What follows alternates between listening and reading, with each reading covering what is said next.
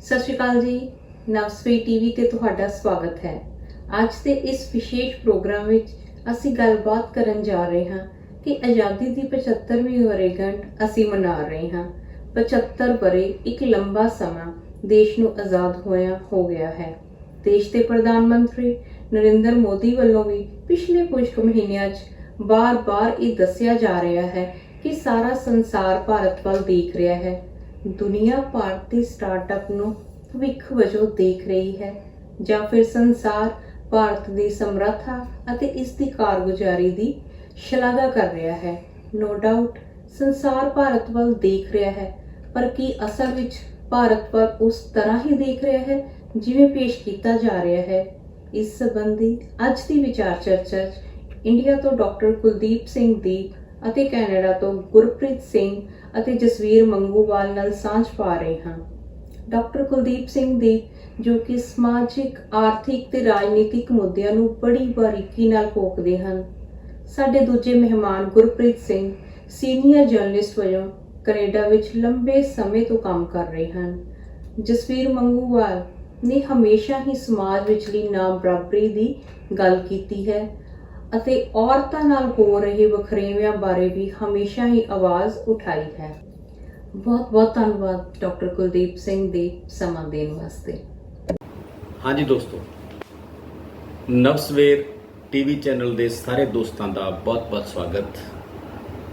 ਦੋਸਤੋ, ਅੱਜ ਆਪਾਂ ਭਾਰਤ ਦੀ ਆਜ਼ਾਦੀ ਦੇ 75 ਸਾਲਾਂ ਬਾਰੇ ਕੁਝ ਗੱਲਾਂ ਕਰਾਂਗੇ। ਇਹ ਬਹੁਤ ਖੂਬਸੂਰਤ ਪਲ ਨੇ ਜਦੋਂ ਹਿੰਦੁਸਤਾਨ ਵਰਗਾ ਵੱਡਾ ਦੇਸ਼ ਆਪਣੀ ਆਜ਼ਾਦੀ ਦੇ 75 ਸਾਲਾਂ ਦਾ ਜਸ਼ਨ ਮਨਾ ਰਿਹਾ ਹੈ। ਕਿਸੇ ਵੀ ਦੇਸ਼ ਦੇ ਇਤਿਹਾਸ ਦੇ ਵਿੱਚ 75 ਸਾਲਾਂ ਦਾ ਵਕਫਾ ਬਹੁਤ ਵੱਡਾ ਵਕਫਾ ਹੁੰਦਾ ਹੈ ਤੇ 75 ਸਾਲਾਂ ਦੇ ਇਸ ਸਫ਼ਰ ਦੇ ਇਸ ਮਰਹਲੇ ਤੇ ਖੜੇ ਹੋ ਕੇ ਜਦੋਂ ਅਸੀਂ ਪਿਛਾਂਹ ਨੂੰ ਝਾਤ ਮਾਰਦੇ ਹਾਂ ਤਾਂ ਚੇਤਿਆਂ ਦੀ ਸਕਰੀਨ ਤੇ ਬਹੁਤ ਕੁਝ ਨਜ਼ਰ ਆਉਂਦਾ ਹੈ। ਨਜ਼ਰ ਆਉਂਦੇ ਨੇ ਸੰਘਰਸ਼ ਕਰਦੇ ਉਹ ਲੋਕ ਜਿਨ੍ਹਾਂ ਨੇ ਇਸ ਆਜ਼ਾਦੀ ਲਈ ਆਪਣੀਆਂ ਜਾਨਾਂ ਕੁਰਬਾਨ ਕੀਤੀਆਂ। 1857 ਦੇ ਪਹਿਲੇ ਗਦਰ ਤੋਂ ਲੈ ਕੇ 1914 ਚ ਵਾਪਰਨ ਵਾਲੇ ਦੂਜੇ ਗਦਰ ਤੱਕ, 1907 ਦੇ ਵਿੱਚ ਪਗੜੀ ਸੰਭਾਲ ਜੱਟਾ ਲਹਿਰ ਤੋਂ ਲੈ ਕੇ 1919 ਦੇ ਜਲਿਆਂਵਾਲੇ ਬਾਗ ਕਾਂਡ ਤੱਕ ਤੇ 1931 ਚ ਭਗਤ ਸਿੰਘ, ਰਾਜਗੁਰੂ, ਸੁਖਦੇਵ ਦੀ ਫਾਂਸੀ ਤੋਂ ਲੈ ਕੇ 1940 ਦੇ ਵਿੱਚ ਸ਼ਹੀਦ ਊਧਮ ਸਿੰਘ ਦੁਆਰਾ ਲੰਡਨ 'ਚ ਜਲਿਆਂਵਾਲੇ ਬਾਗ ਦਾ ਬਦਲਾ ਲੈਣ ਤੱਕ ਬਹੁਤ ਲੰਮਾ ਸਫ਼ਰ ਤੈਅ ਕੀਤਾ ਹੈ। ਮੈਨੂੰ ਯਾਦ ਆਉਂਦੇ ਨੇ ਭਗਤ ਸਿੰਘ ਦੇ ਬੋਲ ਕਿ ਹਵਾ में रहेंगी मेरे ख्यालों की बिजलियां, जे मुश्ते खाक फानी है, ਰਹੇ ਰਹੇ ਨਾ ਰਹੇ। ਤੇ ਕਰਤਾਰ ਸਿੰਘ ਸਰਾਭਾ ਕਹਿੰਦਾ ਸੀ ਕਿ ਹਿੰਦ ਵਾਸੀਓ ਰੱਖਣਾ ਯਾਦ ਸਾਨੂੰ ਕਦੇ ਦਿਲਾਂ 'ਚੋਂ ਨਾ ਭੁਲਾ ਜਾਣਾ। ਪਰ ਪੰਜਾਬੀਆਂ ਨੂੰ ਆਜ਼ਾਦੀ ਬਹੁਤ ਡੂੰਘੇ ਜ਼ਖਮਾਂ ਦੇ ਨਾਲ ਮਿਲੀ। ਇਹ 'ਚ ਕੋਈ ਸ਼ੱਕ ਨਹੀਂ ਕਿ ਦੇਸ਼ ਦੀ ਆਜ਼ਾਦੀ ਦੇ ਵਿੱਚ ਸਭ ਤੋਂ ਵੱਧ ਪੰਜਾਬੀਆਂ ਤੇ ਬੰਗਾਲੀਆਂ ਦਾ ਯੋਗਦਾਨ ਰਿਹਾ।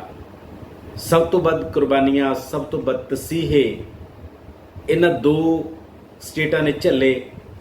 ਪਰ ਇਹਨਾਂ ਦੋਨਾਂ ਲਈ ਆਜ਼ਾਦੀ ਖੁਸ਼ੀਆਂ ਨਾਲੋਂ ਵੱਧ ਗਮਾਂ ਦੇ ਪਹਾੜ, ਦਰਿੰਦਗੀਆਂ ਦੇ ਅੰਬਾਰ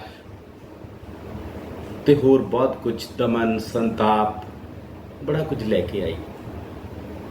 ਤੇ ਅੱਜ ਹਰ ਇੱਕ ਪੰਜਾਬੀ 15 ਅਗਸਤ ਵਾਲੇ ਦਿਨ ਇੱਕ ਦਵੰਦ ਵਿੱਚ ਹੁੰਦਾ ਹੈ ਕਿ ਇਸ ਆਜ਼ਾਦੀ ਦਾ ਜਸ਼ਨ ਮਨਾਇਆ ਜਾਵੇ ਜਾਂ ਇਸ ਆਜ਼ਾਦੀ ਦੀ ਪੀੜ ਨੂੰ ਯਾਦ ਕੀਤਾ ਜਾਵੇ, ਕਿਉਂਕਿ ਪੰਜਾਬੀਆਂ ਦੇ ਹਿੱਸੇ ਦੋਨੇ ਆਈਆਂ ਨੇ। ਪਰ ਕੁਝ ਵੀ ਹੋਵੇ ਦੋਸਤੋ, ਜਿਸ ਆਜ਼ਾਦੀ ਲਈ ਸਾਡੇ ਹਜ਼ਾਰਾਂ ਸੂਰਮਿਆਂ ਨੇ ਆਪਣੀਆਂ ਜਾਨਾਂ ਕੁਰਬਾਨ ਕੀਤੀਆਂ ਹੋਣ, ਉਸ ਆਜ਼ਾਦੀ ਦੀ ਕਿੰਨੀ ਵੱਡੀ ਕੀਮਤ ਕਿਉਂ ਨਾ ਚੁਕਾਈ ਹੋਵੇ, ਸਵਾਗਤ ਤਾਂ ਕਰਨਾ ਹੀ ਬਣਦਾ ਹੈ।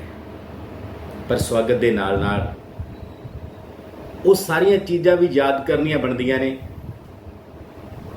ਜਿਹੜੇ ਟੀਚੇ, ਜਿਹੜੀਆਂ ਮੰਜ਼ਿਲਾਂ ਅਜੇ ਅਧੂਰੀਆਂ ਨੇ। ਕਿਉਂਕਿ ਸ਼ਹੀਦ ਭਗਤ ਸਿੰਘ ਦਾ ਸੁਪਨਾ ਸੀ ਕਿ ਜਦੋਂ ਤੱਕ ਬਰਾਬਰੀ ਦਾ ਸਮਾਜ ਨਹੀਂ ਸਿਰਜਿਆ ਜਾਂਦਾ, ਉਦੋਂ ਤੱਕ ਅਸੀਂ ਕਿਸੇ ਆਜ਼ਾਦੀ ਨੂੰ ਆਜ਼ਾਦੀ ਨਹੀਂ ਕਹਿ ਸਕਦੇ।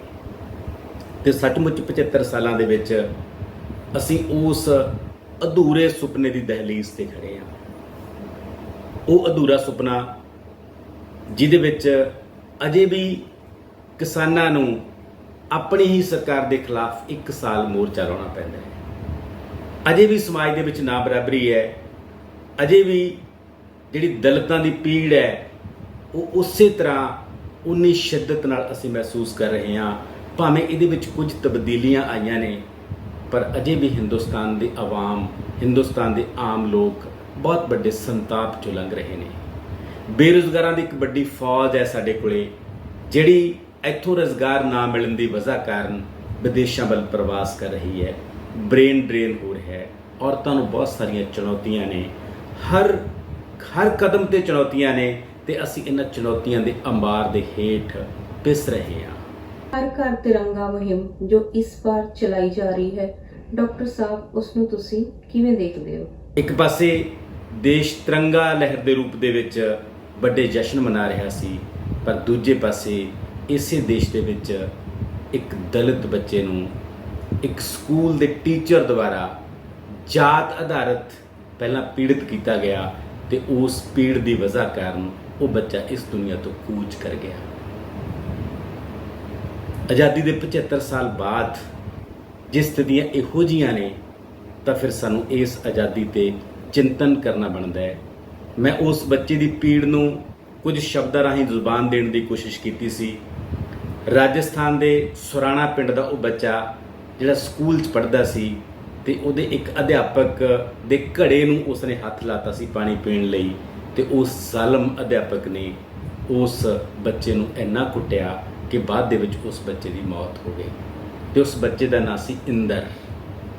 ਤੇ ਮੇਰੇ ਬੋਲ ਸੀ ਕਿ ਨਾ ਤਾਂ ਉਸਦਾ ਵੀ ਇੰਦਰ ਸੀ, ਨਾ ਤਾਂ ਉਸਦਾ ਵੀ ਇੰਦਰ ਸੀ ਜਲਦੀ ਸਲਤਨਤ ਦਾ ਬਾਦਸ਼ਾਹ, ਪਰ ਤਿਹਾਇਆ ਸੀ। ਜੰਗਲ ਸੀ, ਜੰਗਲ ਦੇ ਵਿੱਚ ਬਾਗ ਸੀ, ਕਹਿਰ ਦੀ ਗਰਮੀ ਸੀ, ਘੜਾ ਸੀ, ਤੇਜ਼ ਸੀ, ਪਰ ਕਾਂ ਦੀ ਥਾਂ ਇੰਦਰ ਸੀ। ਦੁਰਕਾਰਿਆ, ਤਿਰਕਾਰਿਆ, ਫਟਕਾਰਿਆ ਇੰਦਰ। ਬਾਗ ਵਿੱਚ ਕਿੰਨੇ ਹੀ ਰੰਗ ਬਰੰਗੇ ਫੁੱਲ ਸਨ, ਸਭ ਫੁੱਲਾਂ ਲਈ ਪਾਣੀ ਸੀ, ਪਰ ਇੰਦਰ ਦੀ ਹੋਰ ਕਹਾਣੀ ਸੀ। ਉਹ ਤਾਂ ਬਾਗ ਦੀ ਕਿਸੇ ਨੁੱਕਰ ਵਿੱਚ ਉੱਗਿਆ ਕੈਕਟਸ ਸੀ। ਕੈਕਟਸ ਨੂੰ ਸਰਾਪ ਮਿਲਿਆ ਹੁੰਦਾ ਹੈ ਕਿ ਤੂੰ ਸਾਰੀ ਉਮਰ ਪਾਣੀ ਨੂੰ ਤਰਸਦਾ ਰਹੇਗਾ। ਸਦੀਆਂ ਤੋਂ ਇਸ ਬਾਗ ਦੇ ਕੈਕਟਸ ਦੀ ਇਹ ਹੋਣੀ ਹੈ, ਤੇਰੇ ਨਾਲ ਲੜਦਾ ਜੇ ਕਿਧਰੇ ਉਹ ਰੱਬ ਸਬੱਬੀ ਬਚ ਜਾਂਦਾ ਹੈ ਤਾਂ ਸੂਹਾ ਰੰਗ ਖਿੜ ਪੈਂਦਾ ਹੈ, ਨਹੀਂ ਤਾਂ ਇਹ ਤਰੇ ਉਸ ਲਈ ਥੇ ਬਣ ਜਾਂਦੀ ਹੈ। ਇਹ ਉਸ ਦਾ ਬੱਜਰ ਗੁਨਾਹ ਸੀ ਕਿ ਉਹ ਸਰਾਪ ਨੂੰ ਭੁੱਲ ਗਿਆ ਤੇ ਸੁੱਕਦੇ ਬੁੱਲਾਂ ਨੂੰ ਤਰ ਕਰਨ ਲਈ ਪਾਣੀ ਤੇ ਡੁੱਲ ਗਿਆ। ਪਰ ਪਾਣੀ ਤਾਂ ਮਲਕੀਅਤ ਸੀ ਕਿਸੇ ਕੌਡੇ ਰਾਖਸ਼ ਦੀ। ਤੇ ਹਾਏ ਕਾਂ ਨੂੰ ਤਾਂ ਪਾਣੀ ਮਿਲ ਸਕਦਾ ਸੀ, ਪਰ ਸਰਾਪੇ ਇੰਦਰ ਨੂੰ ਕਿੱਦਾਂ ਮਿਲ ਜਾਂਦਾ ਪਾਣੀ? ਜੋ ਪੱਥਰ ਉਹ ਸੁੱਟਣਾ ਚਾਹੁੰਦਾ ਸੀ ਪਾਣੀ ਵਿੱਚ, ਉਹ ਪੱਥਰ ਉਸ ਦੇ ਸਿਰ ਤੇ ਪਏ, ਤੇ ਉਹ ਪੱਥਰਾਂ ਦੀ ਮਾਰ ਨਾਲ ਚੱਲਦਾ ਹੋਇਆ ਆਪਣੀ ਤੇਹ ਨੂੰ ਬੇਦਾਵਾ ਦੇ ਇਸ ਜਹਾਨ ਤੋਂ ਕੂਚ ਕਰ ਗਿਆ।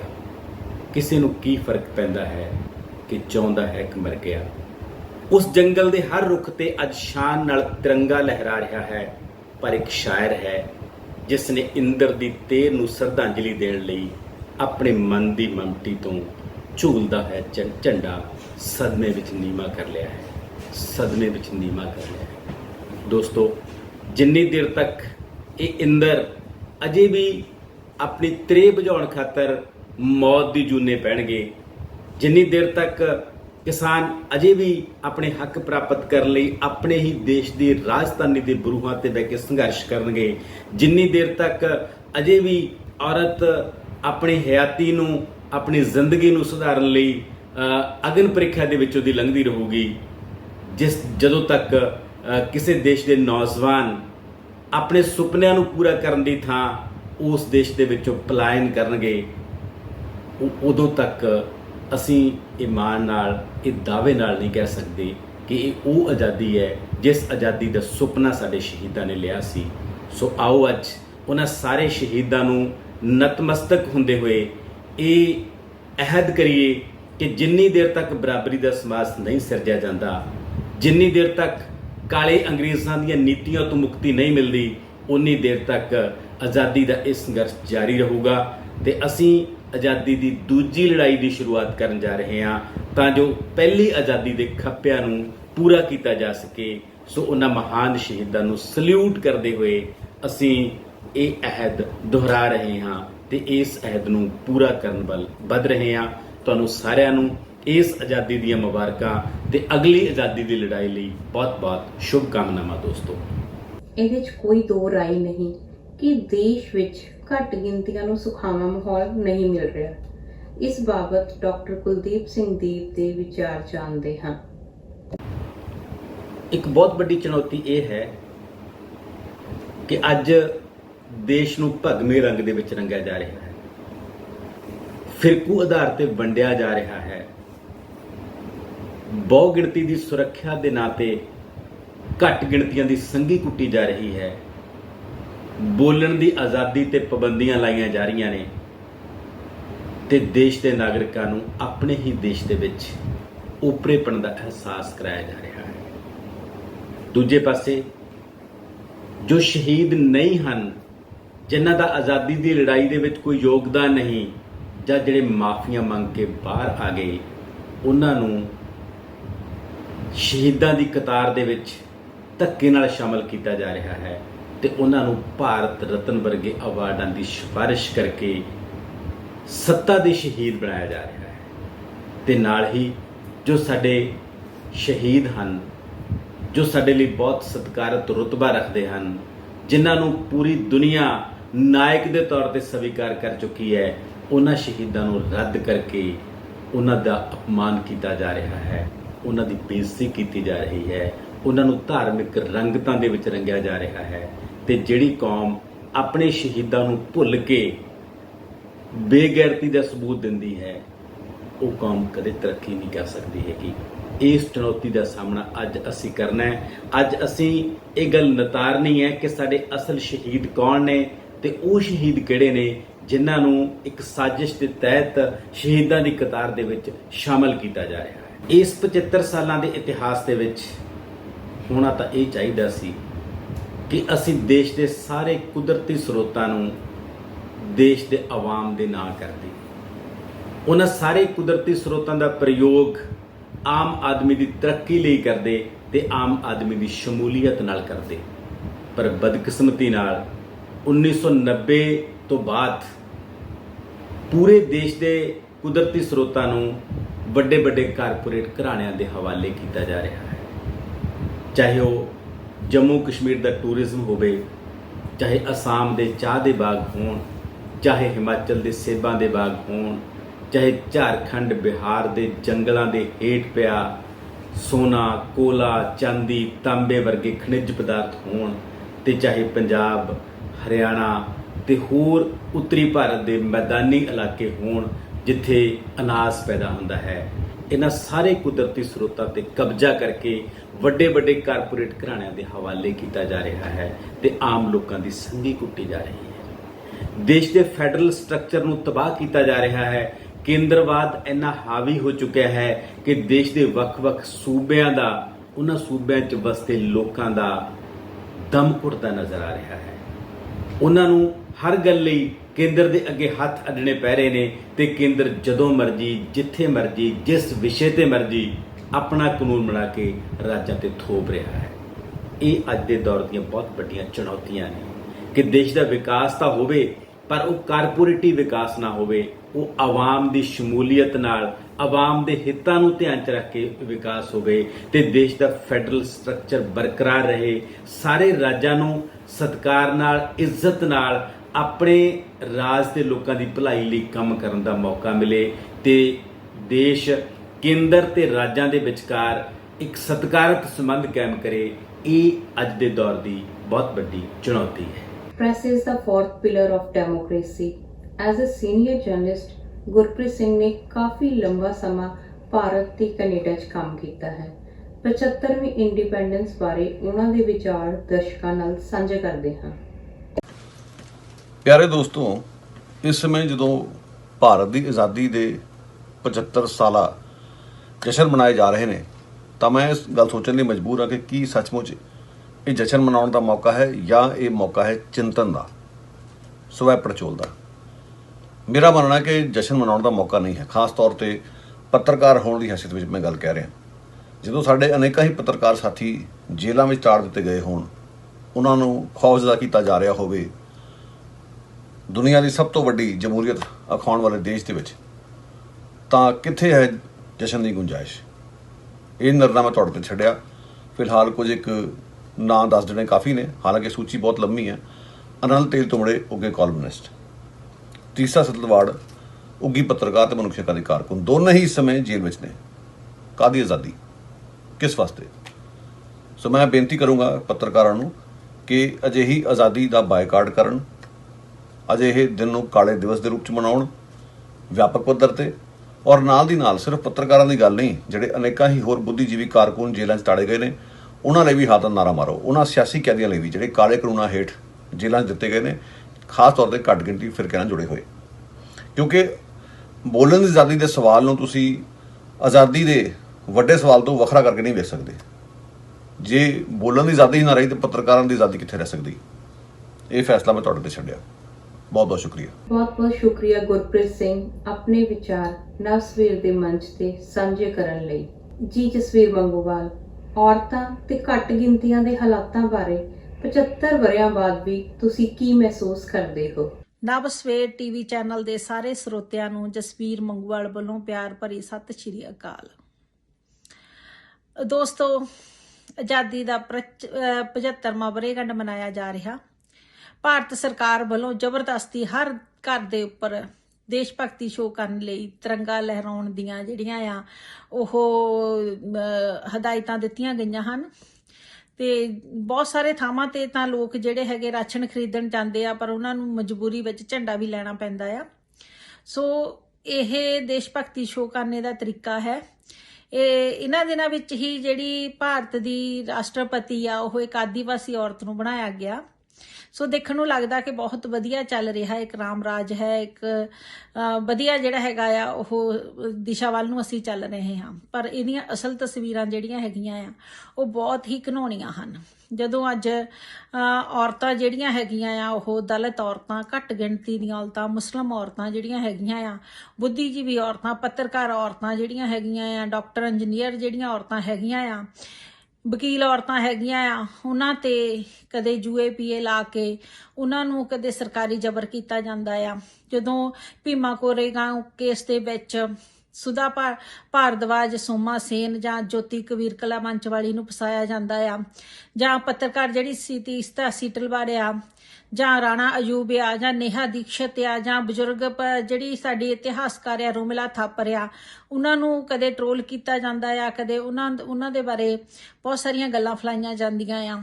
ਜਾਂ ਜਦੋਂ ਅਸਾਮ ਦੀ ਇੱਕ ਲੜਕੀ ਕਿੱਥੇ ਹੈ ਆਜ਼ਾਦੀ ਸਾਨੂੰ ਦੱਸ ਉਹ ਤਿਰੰਗਿਆ ਲਿਖਣ ਤੇ ਬੋਲਣ ਤੇ ਉਹਨੂੰ 1 ਮਹੀਨੇ ਲਈ ਵਰਸ਼ਾ ਸ਼੍ਰੀ ਨੂੰ ਜੇਲ੍ਹ ਵਿੱਚ ਸੁੱਟਿਆ ਜਾਂਦਾ ਆ। ਜਾਂ ਅੱਜ ਦਾ ਹੀ ਕੇਸ ਲੈ ਲਓ, ਬਿਲਕਿਸ ਬਾਨੋ ਜਿਹੜੀ ਹੈਗੀ ਆ, ਜਿਹਨੂੰ 2002 ਦੇ ਗੁਜਰਾਤ ਦੇ ਦੰਗਿਆਂ ਦੇ ਵਿੱਚ ਉਹਦੇ 3 ਸਾਲਾਂ ਦੇ ਬੱਚੇ ਸਮੇਤ 14 ਜੀਆਂ ਨੂੰ ਕਤਲ ਕੀਤਾ ਸੀ, ਤੇ ਬਜਰੰਗੀ ਬਾਬੂ ਜਿਹੜਾ ਸੀਗਾ ਉਹਨਾਂ ਦੇ 11 ਸਾਥੀਆਂ ਸਮੇਤ ਉਹਨੂੰ ਰਿਹਾ ਕੀਤਾ ਜਾਂਦਾ ਆ।